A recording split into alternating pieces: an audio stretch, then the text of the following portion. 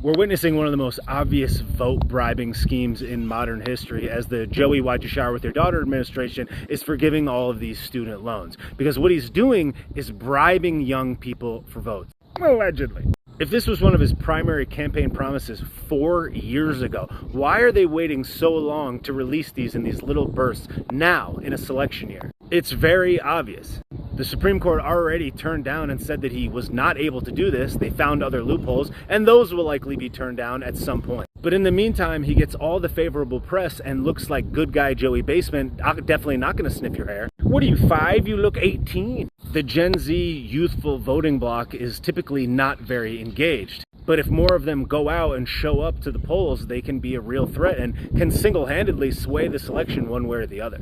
I can't think of a more compelling bribe than tens of thousands of dollars. But the sad reality of it all is that actually happening, if it continues to go through, all it will do will continue to make college education more worthless and more cost prohibitive for the next generation, while simultaneously convincing more young people that if they choose to go to college, even when they probably shouldn't, that their loans will eventually be forgiven as well.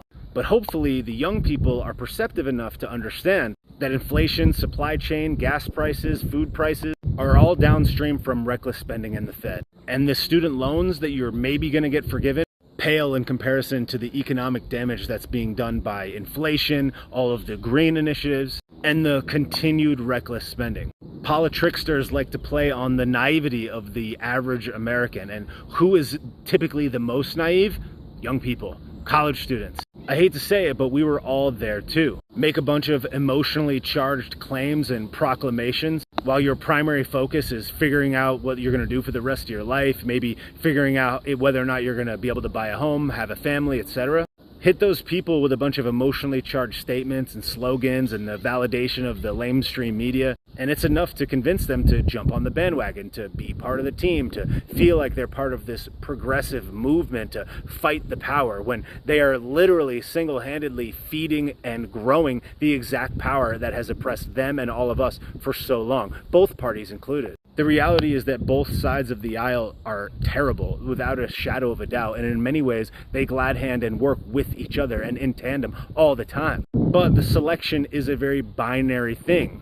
Unfortunately, that's just what we have right now. And taxing the supposed rich and all these green initiatives and a multitude of other things that are put forward by woke, leftist, bureaucratic clown sneakers is just one in a very long list of decades of promises that never materialize. The best government is a smaller government, and unfortunately, both sides are full of absolute trash liars.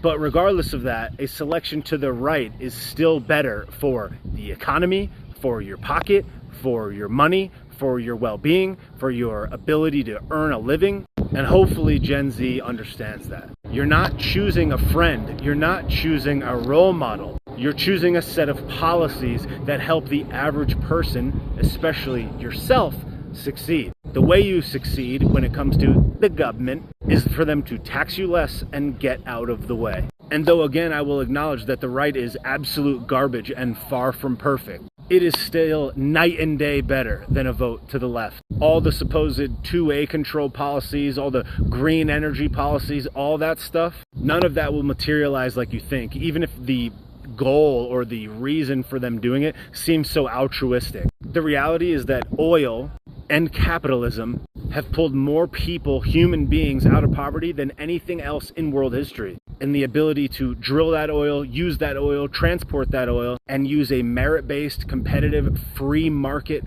economy is the reason that America prospered for so long. Jeff Bezos is not the reason your college, your medical care, or your house are so expensive. The bureaucrats are. And the nearly octogenarian demon that's been doing it for 50 years ain't it.